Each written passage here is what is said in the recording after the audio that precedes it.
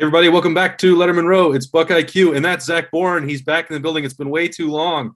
We had to get the silver bullet back to break it down. We haven't done one of these defensive breakdowns in so long. I felt like we had to do it, Zach. I've just missed you, man. I know, man. We're back. We're back in action. God dang, football season's coming right along, man. It's summertime. The sun's shining, man. The guys are hitting it at 6 a.m.s out at the Woody Hayes. It's a great time to be alive, my man. Yeah, and I know you never get rusty, but I do. So we had to get back here, get ready for training camp, and with defensive line week going on at Lettermen Row, no better time than to look this guy. We've been talking about Zach Harrison for 3-4 years now, Zach, about the 5-star potential and waiting for him to become a first-round draft pick. And you listen to what's been coming out of the Woody, the way people are talking about him, it looks like that time could be now. Yeah, this is a kid that we've been talking to since his junior year of high school. This is a kid right here in Columbus, Ohio. My gosh, his expectations are out of this world. Everyone's expecting him to be a first-round draft pick, and he had a great freshman year. I think a little bit of, the COVID year set him back a little bit. But, man, everything that you were hearing out of the Woody Hayes right now with his offseason, the way he's bought into Mickey Marotti's weight training program, the conditioning that he's in right now. The sky is the limit for this kid, and I'm so excited to see what he does on the field this year. You've had teammates, you've seen other guys in the program over the years where it just, it doesn't happen overnight, and it takes some time, a year, 2, sometimes 3 or even more. We see a lot of these fifth-year seniors for Ohio State taking off. But at some point, that realization kicks in. But you've been through this process, and you know that it doesn't work the same for everybody. No doubt. It clicks at different times. There's some kids that come in, depending on your high school program, and it clicks right away. They come in and they know exactly what it's like to be a pro. And I don't want to call it a buy-in, but you kind of know the way that a college football program works. And some kids, it takes a little longer. For prime example is Mike Thomas. His freshman year, everyone's kind of looking around like, is this kid really even at Ohio State? It's Keyshawn Johnson's nephew. Who is this guy? And he's playing scout team and barely catching any balls. And you see after about year 2 or year 3, he buys in, it finally clicks, and it's like, oh my gosh, this kid is special. And you obviously see what he's doing right now. It's the same thing for Zach Harrison. Maybe it kind of clicked at first, and then kind of the blinds came up and didn't really see the path that he needed to take. And now finally it's kind of like, hey, the light's shining and he's stepping through. And man, just the pictures that you see from this guy, that our guys that you guys at Lettermen Row are taking, just his physique, everything about him, it just looks like he's changed. You can see the look in his eyes, and I know that's what Coach Mick looks for all the times, is you can just see the look in someone's eyes when it just clicks and things are going in a positive direction. Yeah, you give Mickey Marotti and Larry Johnson somebody who's got those raw physical tools and then starts being ready to take that coaching, some scary things can happen. He's already still been pretty productive even along that way. And Zach Boren, of course, is going to break it down for us right now on Lettermen Row, BuckIQ. Let's roll the tape. All right, Zach, you look at this, and Zach Harrison, it did feel a little bit at times last year like, all right, well, where's the 5-star ability? Why isn't he leaping off the page?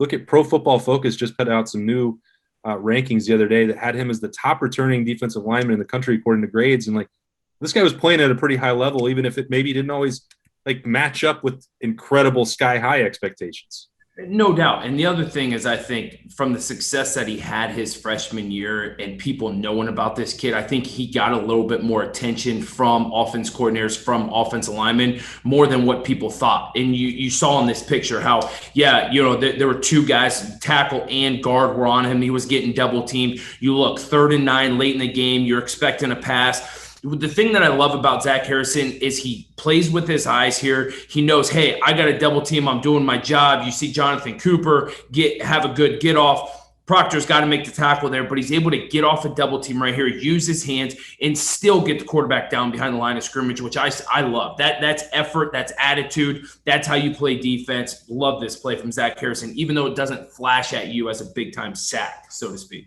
Yeah, you'll see that in some of these other plays that he made where it's just, he's maybe not making the initial play, but it's the energy to go chase it down. And I know that's what you love when you're talking about read, react, and then rally to the football.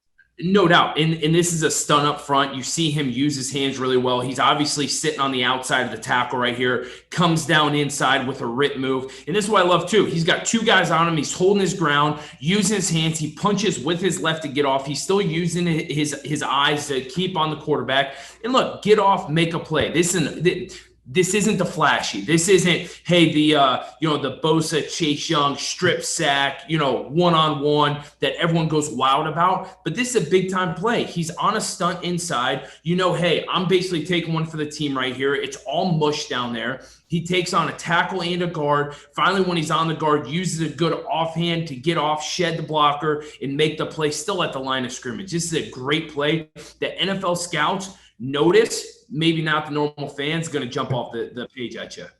Yeah, this is another one of those ones that I'm talking about here where, look, Haskell Garrett's making a play, Jonathan Cooper's making a play, or at least forcing him out, and sometimes it just spills into your lap. But this isn't the best example, but you still have to make the tackle for loss. No doubt. And if you run this back, you can see he gets such a great get off here. Yes, it's not the flashy, hey, get right around the offensive lineman and have a strip sack, but you see the get off. You see him get depth. The quarterback feels his presence. And what I really love about this play is when he realizes, hey, I'm so far upfield, this quarterback is stepping up. You see him throw with his left hand, and you can't really see it because the 53 has his back, but right there, you see that throw with his left hand. That is so strong.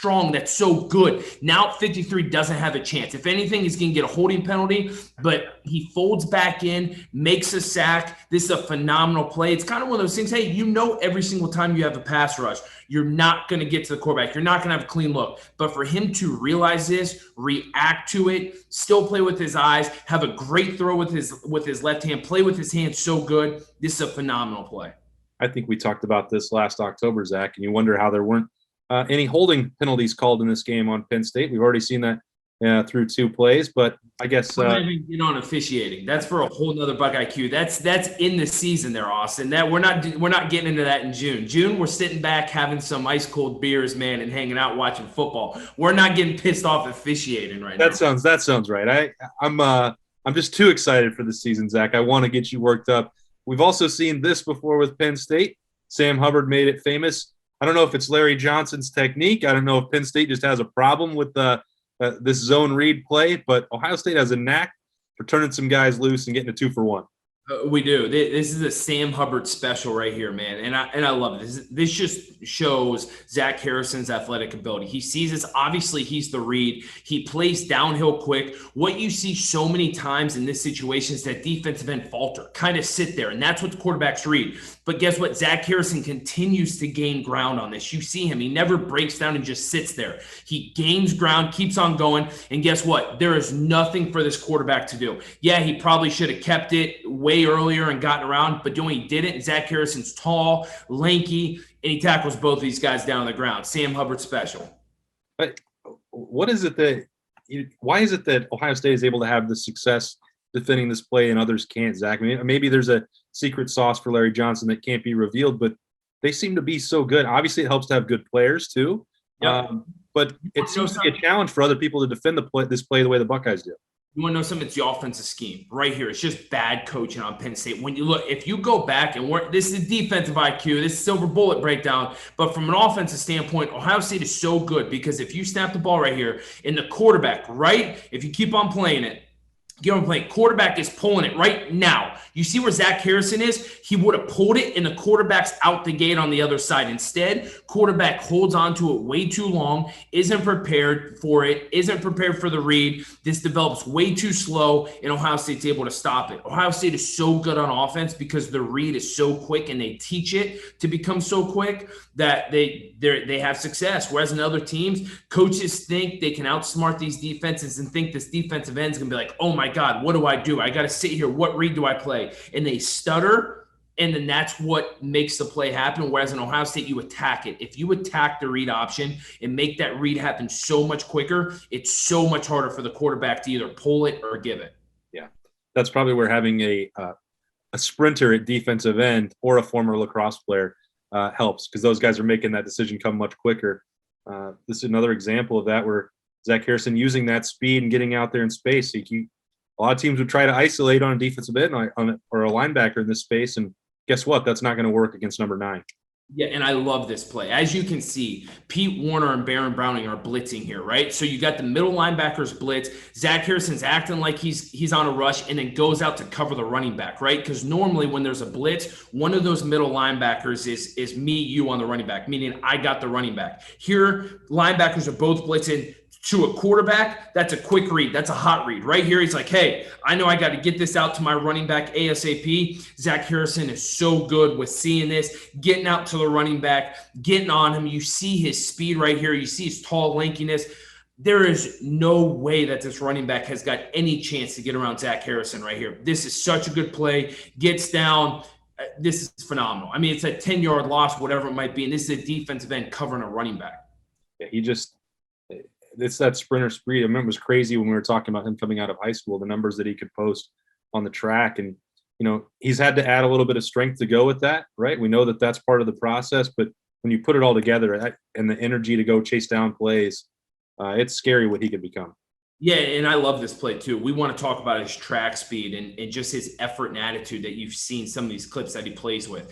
He is circling the wagon. It's a speed rush, 3rd and 4. Obviously, you see third quarter. Hey, you don't know, but we're going to take our chance. Michigan State's going to be passing this football. And he gets a great get off, beats the offensive lineman, quarterback steps up. He circles the wagon, comes all the way from up the field, back around, and still gets in on this tackle, which is phenomenal. You see a great hand placement right there, beats the tackle. If the quarterback's sitting back in the pocket, he would have had him. Instead, keeps on circling the wagon, keeps on playing with effort and attitude, and gets in on this sack. Yeah, another big play there for Zach Harrison. Look, this guy had a lot more of them than I think he might have got credit for last year. That's why it's great to have Zach Boren in here to break it down for us. Buddy, we missed you. This is the insight I need, and we'll save those officiating breakdowns for another time. We'll save them, man. I love talking Silver Bullet defense. Let's keep it going. All right, he's Zach Boren. I'm Austin Ward. Thanks for joining us for Lettermen Row BuckIQ. For full coverage of the Buckeyes all year, stay with us at lettermenrow.com.